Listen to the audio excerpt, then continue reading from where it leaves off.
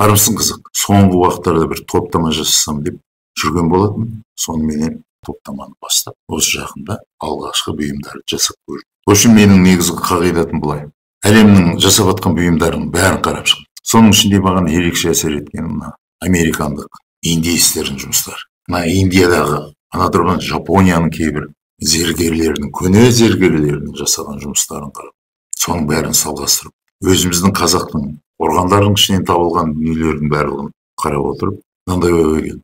Мен жасаған заттарым барлығы археологиялық қазбадан табылып алған сияқты болу керек. Ескілеу, көнелеу, кейбір жерінде кемшіндік болып, ұрған кезде балғаның ізі қалып қалады, оттың табы қалып қалғандай болып. Жылтыратпай жасасам деген ойға келдім да, солай жасауға тырысып жатырмын. Менің жұмыстарым жып-жылтыр емес, қолдан жасалынғанын білмеймін. Әрине, қазіргі заманның технологиясымен әп-сәтті 3D принтермен жасалуға болады. Маған анау көне көз қазақтың ескі бұйымдар. Мысалы мынандай білесік, басын таптап отыр, соққылап, бала жағына қисықтау балға мінгіздері, мына жерде әжемнің қолынан шешіп алған сияқты. Бұл жерде тұрған қасиет ата-бабадан келген құт биологиялық энергия айналымы. Негізгі мақсат осылай болды. Сонымен соққыладық, ұрғыладық, құйдық, таптадық, оның формасын жасадық. Түсінесіз бе? Содан топтаманы бастадым. Олардың барлығы қазба жұмыстары жүргізілгенде біздің ата-бабаларымыздың киген киімінен табылып жатыр. Бірақ мына жасалынып жатқан жұмыстар олардың тура көшірмесі емес. Соған ұқсатылып, солардың негізгі өлшемдері алынып, кішкене үлкейтіліп, бірақ осы жасалынған зергерлік жұмыстарында тұрған құттың өлшемі дерлігімен сақталынып отыр. Құттың өлшемі. Құт дегенімізді білесіздер.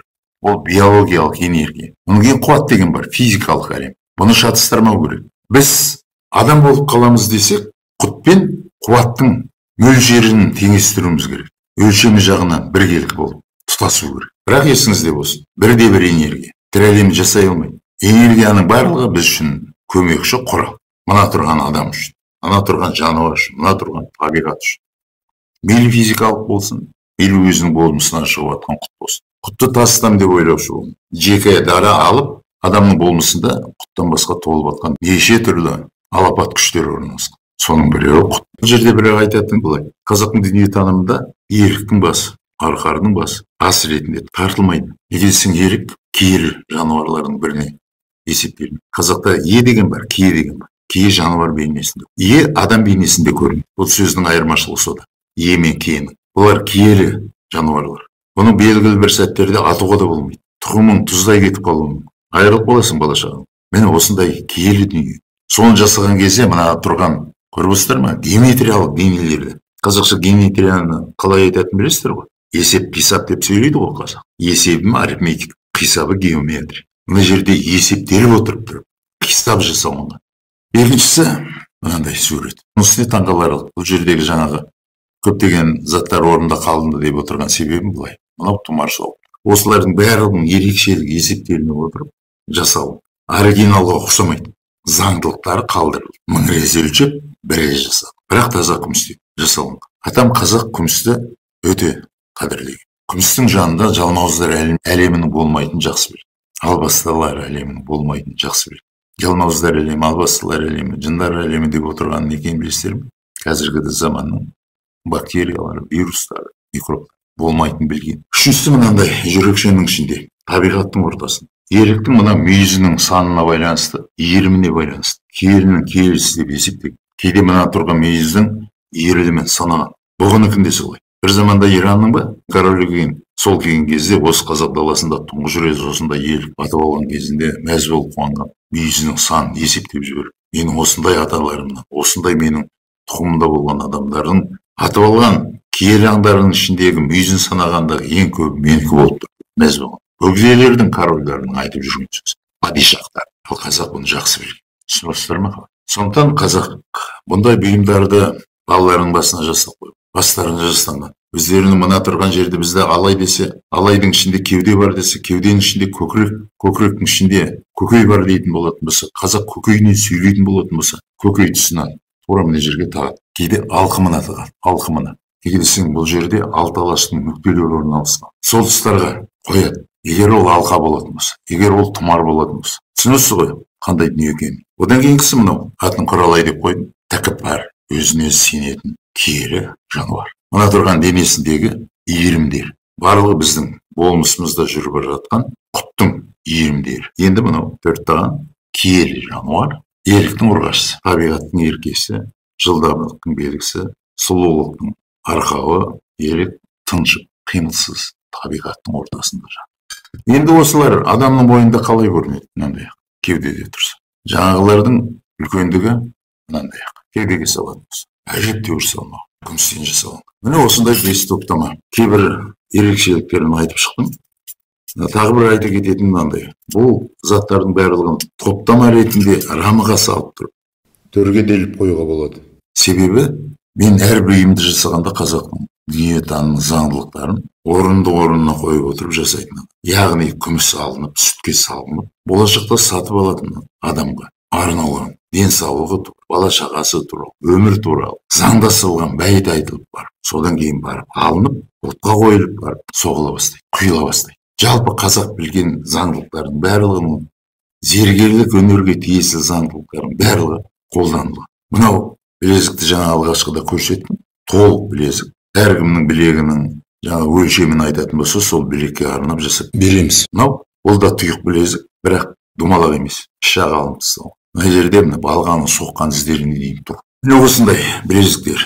Оның сыртында мынау тастағы таңбалар. Бұны мен тағып жүрмін өзім. Алғашқы жасаған жұмыстарының бірі таңбалы тас. Бұқаның үстінде қазақтың білген, басқа әлем білмейтін күнбасты деп қойып, өтірікті соғып жүргенімен өзінің аты бар. Айналасында арқарлар жүр, еліктер жүр, сақалар жүр. Келесі мынау бұрыннан жасалынған тастағы таңба, жатырдың ішінде алғашқы пайда болған болашақ адамның сұлбасы. Қазақша айтқанда аруақ. Аруақ аталық пен аналық қосылаттаған бір клетка пайда болады.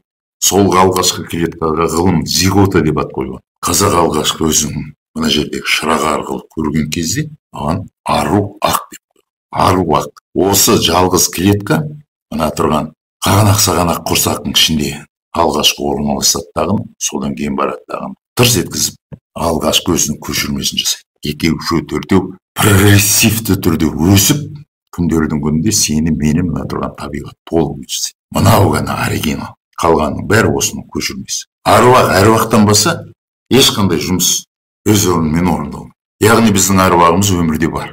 Тас ғасырында ата-бабамыз суретін тасқа салып қойды. Мынау жұмыс, кішкентай жұмыс, ана жүрегі деп аталынады. Жаңағы аруақтан мынандай бейне пошым пайда болған кезде, алғашқы баланың сұлбасы пайда болған кезде, анасының жүрегінің дыбысын естиді дағыны, сол жүрекке мына жатқан кішкентай шақа тіл қатады. Кім тағады? Ойлаңыздаршы, баласы жоқ, армандап жүр. Баласы бар, қуанышы, көз алдында жатыр. Азамат болып кеткен балалары, тұңғыш рет анасының жүрегін естідім дегендер. Кімге апарып беру керек? Оның кішкентайында, үлкенінде жасауға болады. Мынау қорғандардан табылған қазақ жауынгері.